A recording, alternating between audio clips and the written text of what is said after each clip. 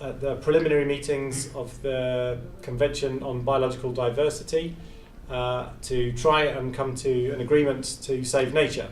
So it's a small task, and we're hoping to play a role within that. So I would firstly like to welcome to the chair Ramiro Batsin to open this press conference and welcome us all here. Ramiro, please.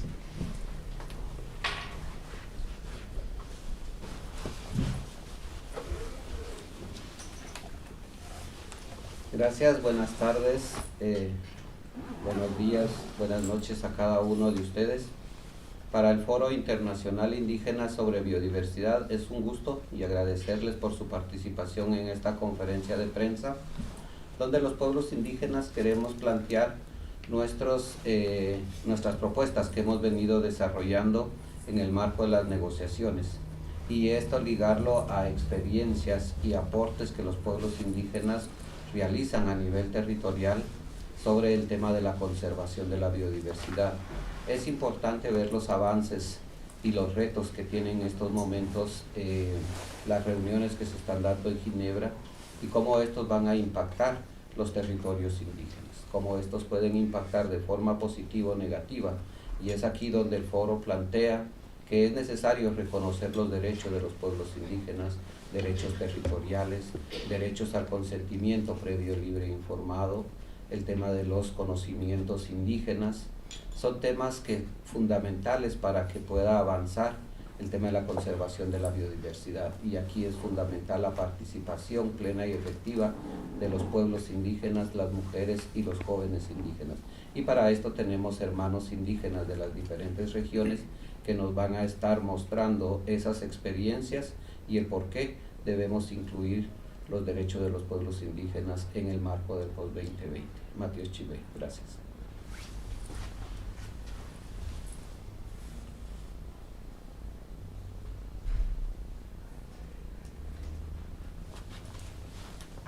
Good afternoon, good morning.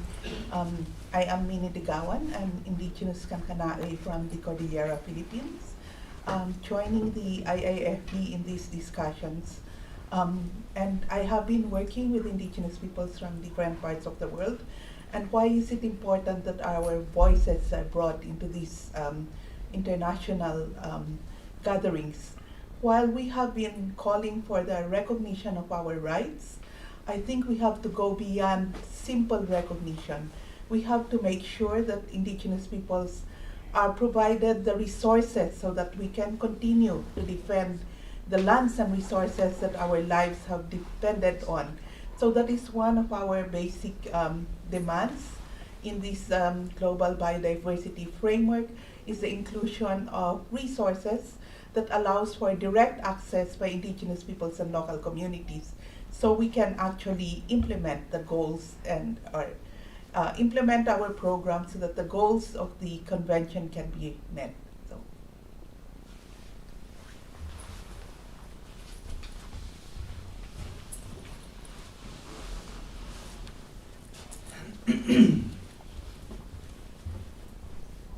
Yes, good afternoon everyone. My name is Aslak Holdenberg.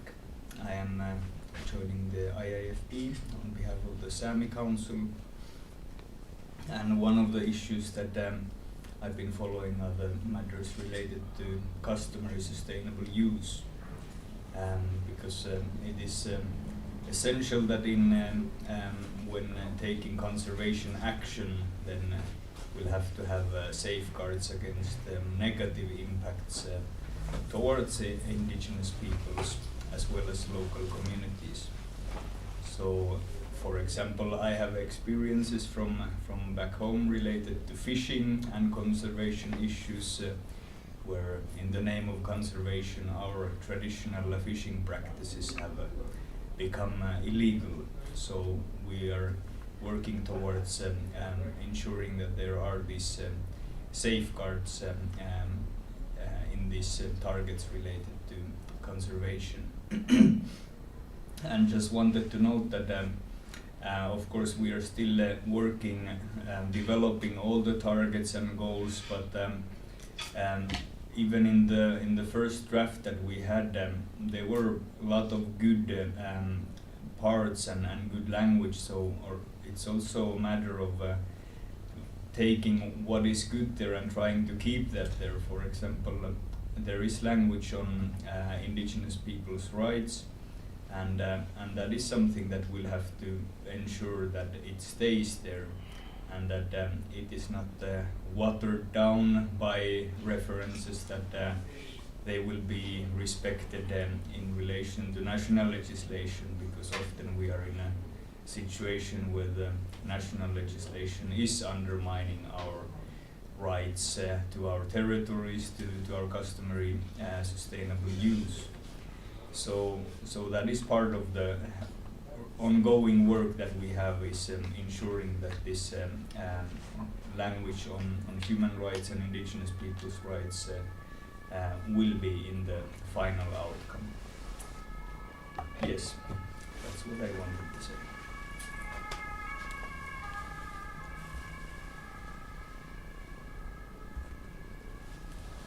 Aslak.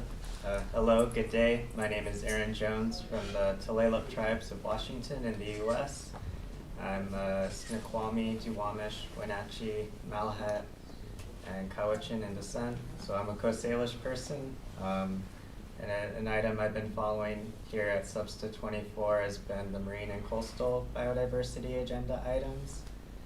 And that's really important to my community, as we're called the salmon people. And so we have a lot of care and attention for how the marine and coastal environments are conserved or sustainably used, as well as how different nations have the policies to create EBSAs and how those can be transboundary.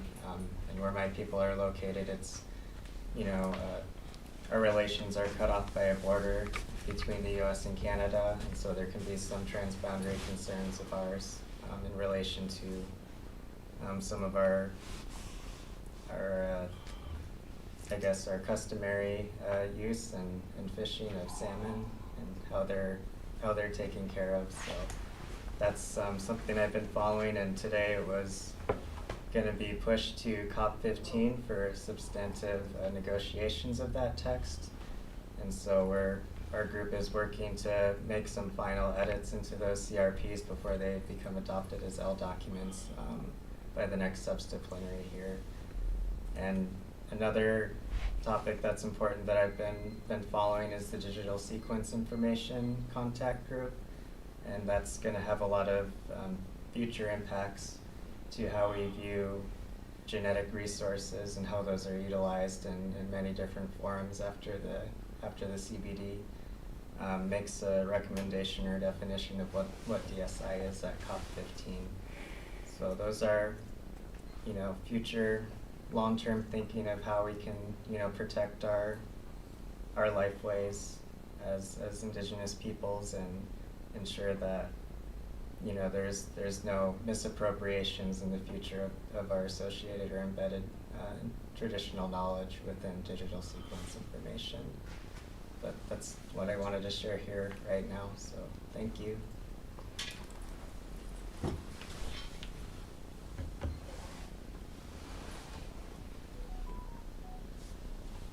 Dear friends, wherever you are around the world listening to this press conference, my name is Ruth Spencer. I'm from the Caribbean island of Antigua and Barbuda. We have 100,000 persons living on the island. 3 times today, people ask me what community you're from. I said my community is the whole of the island. I work with local community groups, those at the grassroots level who have ideas, solutions, innovations, but many times nobody listens to them. So I give them an ear. I have to take on many roles and responsibilities to get my work done. Even though I sit on many committees and NGOs, I have my distinct personality that propels me to advocacy, to reach out to empower these groups. Many of them come with just ideas, and from an idea it leads to a group, because I help them through with the legal registration process, helping them to open up a bank account, helping them to put their ideas into project proposals so they can get funding. So I may be the only local community representative here at this meeting, but I'm a part of the IIFB. And my journey with the group since 2015 has helped me to build my capacities. There's so much knowledge holders in this group, and there's intergenerational transfer of knowledge, because in meetings you can hear those who have been in the process a long time saying that resolution was passed at COP10. And you know, it's a proactive group, always looking ahead, always has a backup plan, and that's what I like being about this group. They're full of ideas and knowledge, and that helps me in my planning, that when I return to my country, I have to be like that. I have to be proactive. I have to look ahead. And you know, local communities, they're just developing in terms of the international movement. We need time, we need resources, but if you find committed people, the transformation is easy. We don't want people that you have to push. We want people that have that energy, have that passion and determination to make things happen. So one of the key things that has happened to me when I come to these meetings, I build partnerships. I've built so many partnerships since coming to the meetings, that I've had my groups accredited to, like the Sattermeyer Initiative. We have benefited from funds coming from Forest People's Program. I have a very good relationship with the Sweet Bio team. And to hear the head of Sweet Bio quote me, I said, did I say that? He said, Ruth, you said something that stuck with me.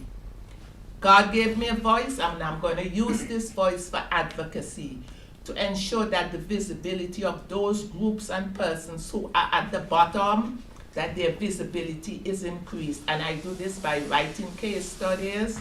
I document what's going on in the groups. I provide the evidence. And I know we as local communities, indigenous peoples, we are going to shine. We have a wealth of gold mine of knowledge. And it's just for the parties to listen. And they're starting to listen. This is the first COP that I've reached out to so many Caribbean governments. They're all coming to me, and they're encouraging me and saying, keep it up. We're proud of you. We're proud of what you're doing in your country. And as we move towards ratification of the Escazú Agreement, this is power for the people. I can feel it, and I'm pushing forward with it. And if I have to lead the way, I'm going. Thank you so much.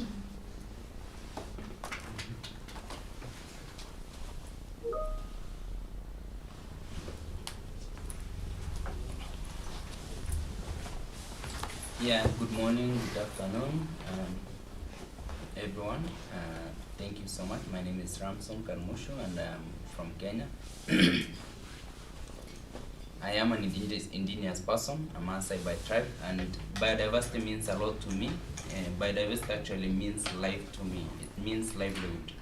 Without biodiversity, I feel like indigenous communities to the areas where I come from will not survive. It means a lot to me because we keep livestock, and livestock depends on it's a habitat that supports everything, and without it we will really not survive. So it's my livelihood. So talking about protection in the goals and everything, I think these indigenous communities needs to be involved 100%.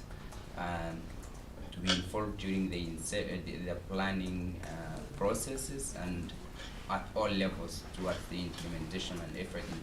I also feel like coming here, I've seen a lot of numbers, like financial gaps of let's say like 700 billion to 900 billion. Those are targets that we shoot to, but the thing is, where is this financial coming from? So I think it's something we need to think about. Again, when you talk about protection of nature and biodiversity, I think there's a need to think of who is doing it and who is going to do it and who have been doing it. The local communities have been doing this, and I think they only need little support. And there's also a reason why they have been doing it. It's because of many things, and I think one of the things is the livelihood. And one of the other thing that we also need to look at, what has been helping these communities to protect biodiversity. And I think majorly we will go back to the cultures of the indigenous communities. Without our cultures, there is nothing like protection of biodiversity. I live keeping livestock. I will subdivide my land without thinking about any kind of wildlife. And that I will differently use my land. And we also feel like there's too much pressure of protection of species. It's a total nonsense. Let's think about protecting our landscapes, biodiversity. That also helps us protect our livelihood, and we will live nicely with nature and with everything that's in it, but not protecting species that are outside our own needs.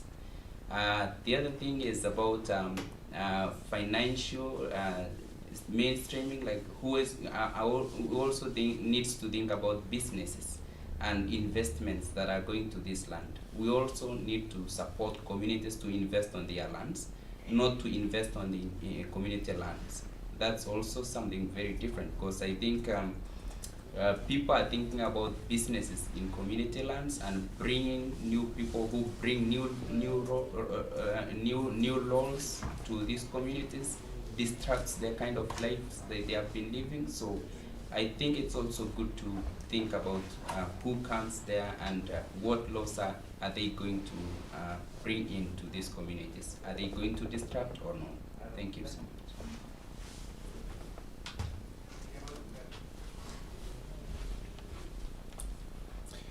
Thanks very much, Ramson.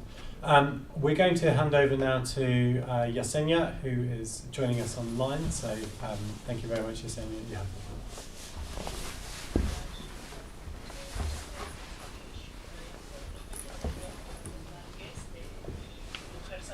De Oaxaca, México, y bueno, quiero agradecer la oportunidad de estar aquí. Quiero que veamos esta imagen y por un minuto o por un segundo reflexionemos en lo que significa para nosotros vivir en nuestro ambiente, vivir con la madre naturaleza, que no es nuestra, sino somos de ella, desde la concepción de los pueblos indígenas y comunidades locales. Bueno, y recordar que los datos de recientes evaluaciones, entre ellas IPES, las perspectivas locales de la biodiversidad, entre otros instrumentos, hablan de la importancia del papel de los pueblos indígenas y las comunidades locales. Ya es una evidencia que desde la ciencia occidental se está asegurando que somos quienes conservamos la mayor parte de la diversidad biológica, que los territorios que están bajo nuestro manejo, nuestro uso o propiedad son aquellos que tienen una tasa de pérdida de diversidad menos acelerada que los otros territorios. Y desafortunadamente, a pesar de que llevamos casi 3 décadas en la implementación de este convenio, a veces todavía encontramos muchos retos. Encontramos retos porque la conservación ha sido a costa incluso de nuestra subsistencia, supervivencia. Se nos han impuesto áreas protegidas, ciertas medidas que han limitado nuestros modos de vida. Y bueno, nuestros modos de vida que están ligados a la conservación de la madre tierra, de la naturaleza, de la biodiversidad. Es por eso que este marco post-2020 representa esa gran oportunidad para reflexionar, para reforzar todos esos éxitos que se han tenido, como el promover las estrategias de biodiversidad, promover las directrices y otras medidas para llamar la atención sobre la importancia de los conocimientos tradicionales de los pueblos indígenas y comunidades locales, y también aprender de esas lecciones, de esas medidas de implementación que tal vez requieren ciertas modificaciones. Por ejemplo, la imposición de áreas protegidas sin consultar o sin integrar a los pueblos indígenas al manejo o al comanejo de ellas. Es necesario que tengamos decisiones para todos y por todos. Y bueno, algunos de los temas también donde estamos trabajando es en el área de salud. Estamos pidiendo que se respete el uso consuetudinario, como ya dijeron mis hermanas y hermanos que me antecedieron. El hecho de que hayamos tenido una pandemia de esta naturaleza no significa que la vida silvestre sea mala o que debamos limitar nuestro consumo, sino simplemente tener medidas de sustentabilidad y de bioseguridad. Y en la agricultura también los suelos presentan grandes retos y tenemos como pueblos indígenas muchas aportaciones desde nuestros conocimientos, innovaciones y prácticas que invitamos a que los países integren en las decisiones y los documentos. En el área de género, bueno, las mujeres somos parte de este gran grupo que conserva gran parte de la diversidad y tenemos que contar con un rol especial, con medidas que nos empoderen al interior de las comunidades y al exterior para poder reforzar esos trabajos y proteger nuestro conocimiento tradicional, por ejemplo, ¿no? En materia de cooperación también es la hora de abrir nuestras concepciones más allá de una sola forma de conocimiento. Existen algunas otras como el conocimiento tradicional, el conocimiento indígena, que pues y la ciencia ciudadana que pueden contribuir a muchas soluciones. Es hora también de proteger a las personas que protegen al medio ambiente. Desafortunadamente nos acabamos de enterar hoy de otros asesinatos en Sudamérica de hermanos que pues defendían el territorio, defendían a la naturaleza. Y yo quisiera cerrar solamente con una reflexión que estoy haciendo desde hace varios días. Necesitamos pasar de una conservación impositiva a una conservación cooperativa, donde respetemos los derechos humanos de quienes hemos estado ahí por milenios, incluso en los territorios, quienes hemos contribuido a la conservación, pero también a la diversificación, a la domesticación de especies que son muy importantes a nivel mundial en este momento desde el punto de vista económico, y bueno, también donde se mantenga y se integre de forma efectiva y respetuosa a estos conocimientos tradicionales que han aportado tanto al mantenimiento de los ecosistemas, de las especies y de la diversidad genética. Esa sería mi reflexión, y sobre todo en un marco de respeto a los derechos humanos y también de algunas acciones afirmativas para grupos que hemos estado rezagados de las decisiones, del desarrollo y del financiamiento, y bueno, como los pueblos indígenas, las mujeres, la juventud que también está aportando. Muchísimas gracias. Stu Shibu, y mis palabras.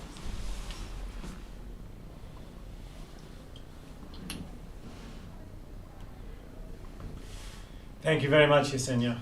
And again, apologies to those of you joining on certain live links because you may not have been able to hear that so well, but we will be making a recording of this available afterwards as well. But hopefully you are able to keep up. Right, thank you. In a moment we're going to go to questions, but I would like to hand over to our final speaker today, Jennifer Townley-Corpus, to talk through some of the points around the process and also to round us off for the day. So, thank you, Jennifer. Thanks very much, Tom. And I hate the lights here; they make my forehead shine so much. But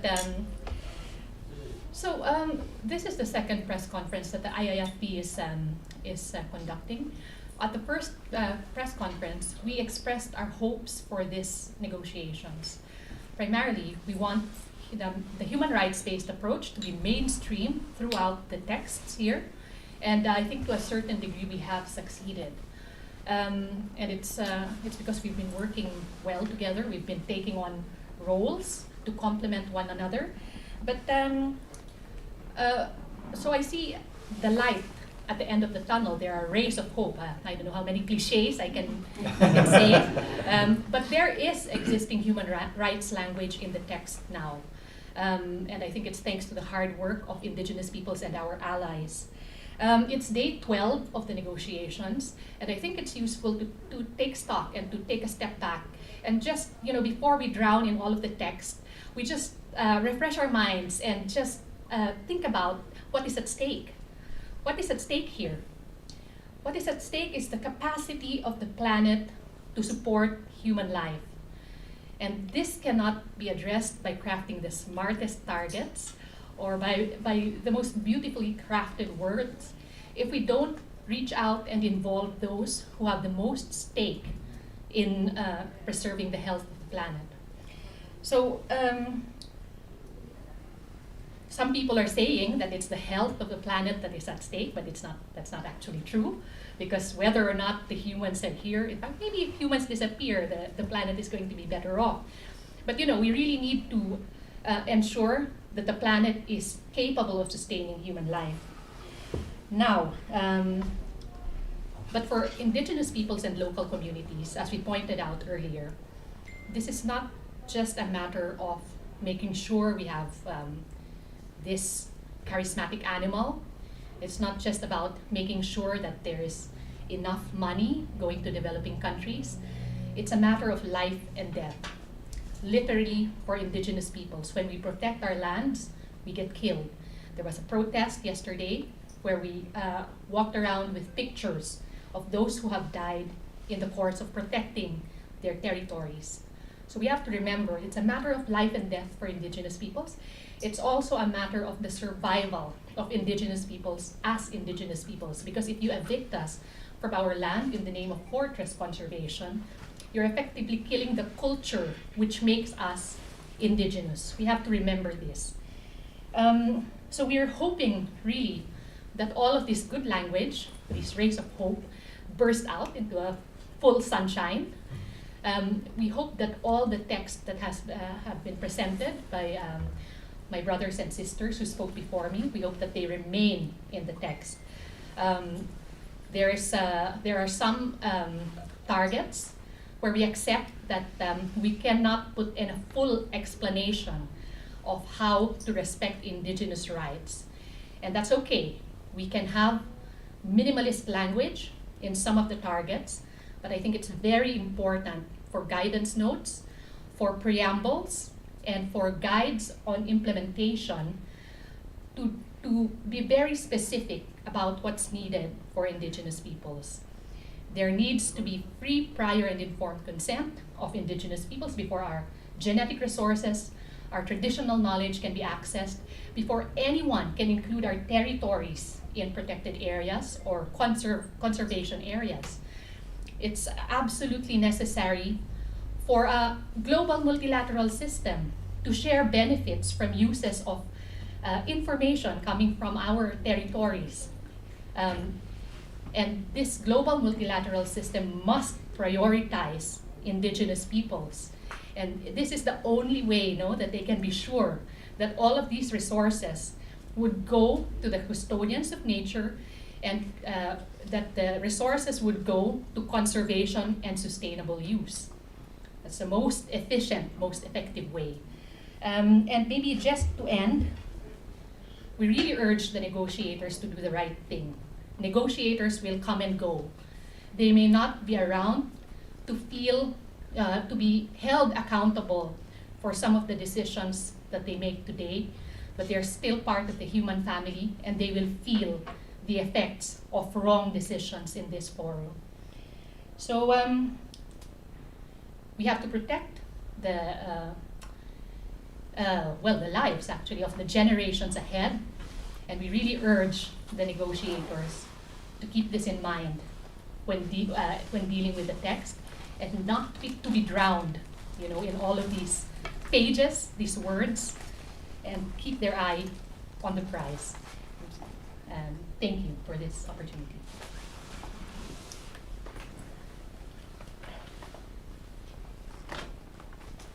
Many thanks for that, Jing. It's and I think some incredible words there from representatives from all over the globe. And I think that the resounding comments are the same. There's an incredible need for strong human rights in this agreement, and incredible needs for free, prior, and informed consent, and for indigenous peoples and local communities' knowledge, practices, to be respected and to be, a really central role within these negotiations. I'd just like to now open up for any questions. We just have a few moments available, so I'll happily take any questions from anyone.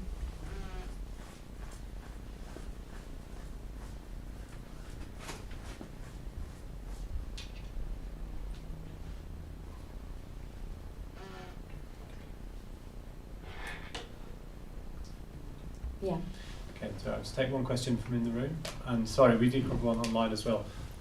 Chloe, I'll come to you in 1 second. Maybe take the...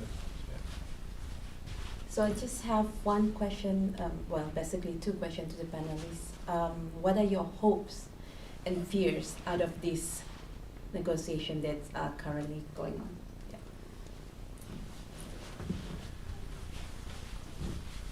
Yeah. Okay, thank you. So it's a small question.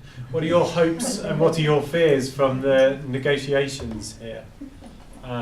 Yesenia, is that a hand up to give an answer to that? Excellent. I'll hand over to Yesenia and then I'll pass to the floor within the room. Thanks very much. I will speak in Spanish.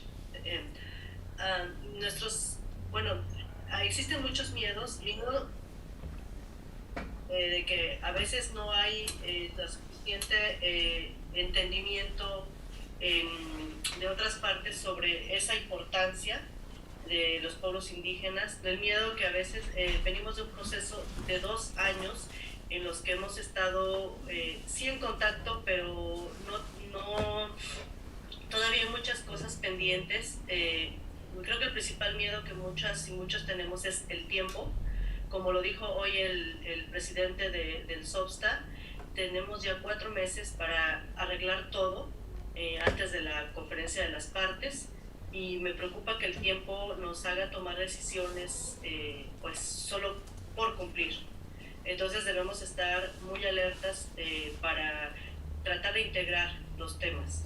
Esa es una de las preocupaciones, y también otras preocupaciones que es que, bueno, no se ha internalizado lo suficientemente como quisiéramos ese mensaje, esos hallazgos de la evaluación global de biodiversidad, de las perspectivas locales, sobre esa importancia. No es un tema que estemos pidiendo sin legitimidad, sino es algo que ya está comprobado que es necesario integrar de una manera plena y efectiva con el respeto a los derechos a los pueblos indígenas. Pero también hay esperanzas. Esos datos, esa participación y esas alianzas con gobiernos amigos, con sociedad civil, con la ciencia, a través de plataformas, por ejemplo, como la IPES, donde estamos trabajando de la mano distintas formas de conocimiento para promover medidas que esperemos que las partes adopten. Sabemos que hay decisiones políticas, que hay decisiones que a veces las partes creen que va a ser complejo adoptar o implementar, pero va a ser más complejo no detener la pérdida irreversible o la pérdida de la diversidad biológica. Gracias.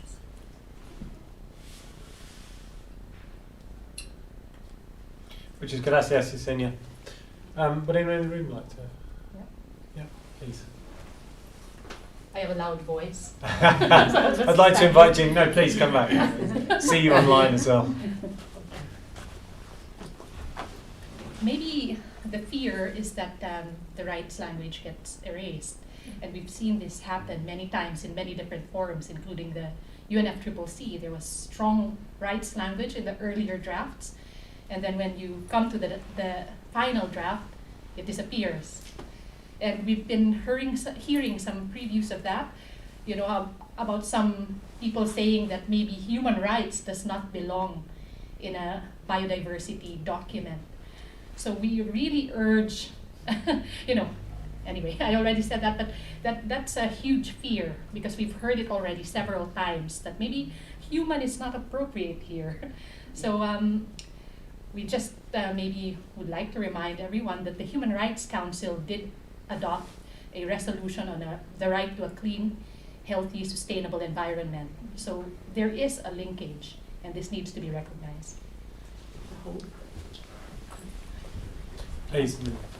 Thank you, Jean, for that fears. The hopes, and I think this is the bigger thing. And the hope is not found in the documents nor in the conference rooms. The hope is found in the relationships that we build.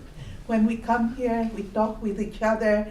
I hear about the stories from Malaysia or from Kenya, and we connect what is happening in the Philippines, what's happening in Kenya or Malaysia, and we come up with plans of actions for moving forward. We have survived many years of colonization by not depending on states or not depending on conventions or declarations, but depending on our self-determined activities. And so the hope lies in the communities, in the actions of our communities, and we hope that governments will listen and take note of the actions that we are going to take, because at the end of the day, our people will survive. So thank you. About the hope. Many thanks, Mary. We're going to take one last comment from Ramson on the hopes, then I'm going to come to Chloe, and then we have another question in the chat. So thank you, Ramson. Yeah, thank you so much. And I think I will also mention about the hope. One of the hopes that I think for me would really work is everyone to recognize the rights of the indigenous peoples. That everyone, like we are all coming here. It's also good that we are involving indigenous peoples and local communities in these discussions, which I think that's also a good indication that if indigenous peoples and local communities are going to be listened and the right language goes in, at least something will come out and then the other hope is when who is going to be given the power to continue protection of the biodiversity. We occupy very big territories of land. I can give an example of Kenya. We occupy more than 80%. And 60% of wildlife live within the territories of indigenous peoples and local communities, not protected areas. So I think when they are given support to continue and protect biodiversity, they will continue and protect this wildlife they have been living together. So that's my hope, that they are going to be given rights and observed going forward.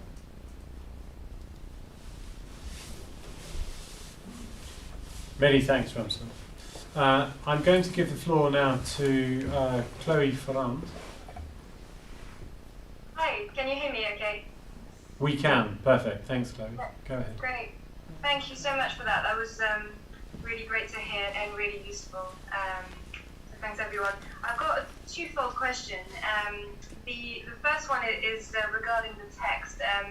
I was just looking at the latest text of Contact Group 2, which is some of on the key targets of the reducing the threats to biodiversity, and I was just wondering what the group thinks about the language on Indigenous people, which is in there and is not in brackets, but it doesn't strike me as particularly strong.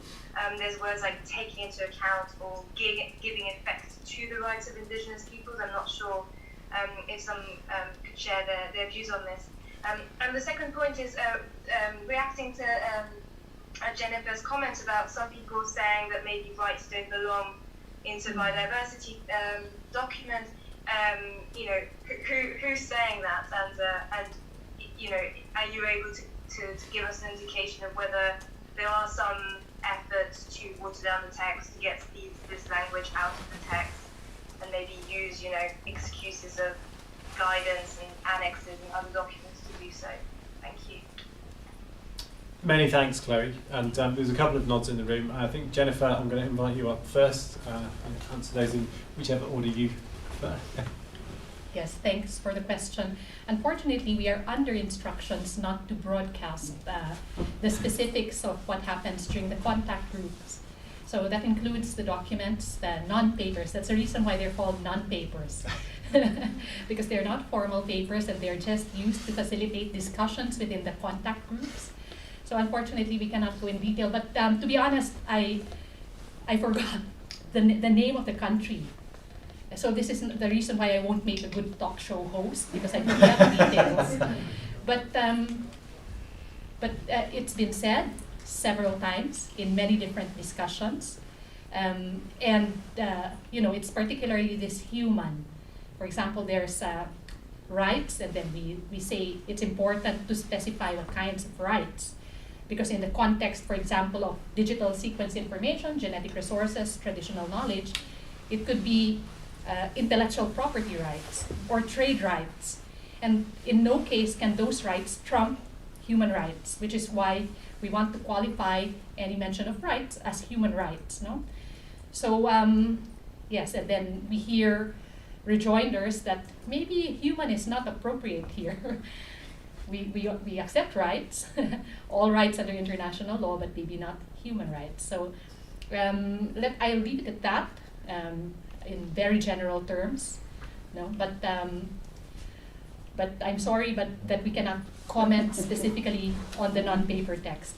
Thanks. I hope you understand. Thanks very much, Jing. And I think on the first half of that question, I don't know if anybody else wanted to just leave it there, I think. But thanks very much, Clary. And if you'd like to follow up, then please feel free. I think for the moment, as Jennifer said on the rights question, it's everything's still to be played for, I guess, as they say. We did have another question online, which I will try and find. Sorry.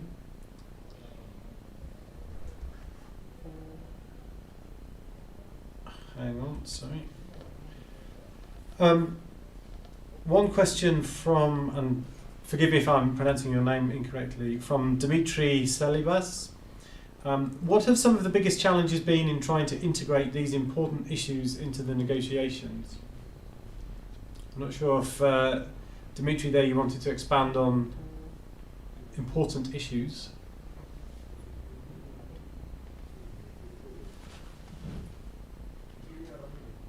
Hear me now? Thank you very much, Dimitri. Yes, we can. Please go ahead. Thanks for the presentation. Yeah, that's basically just to expand a bit more on, I mean, presenting these very important issues, and in terms of integrating them within the negotiations and integrating them into the paper. What have some of the biggest points of resistance been in terms of accepting that? Does that make sense?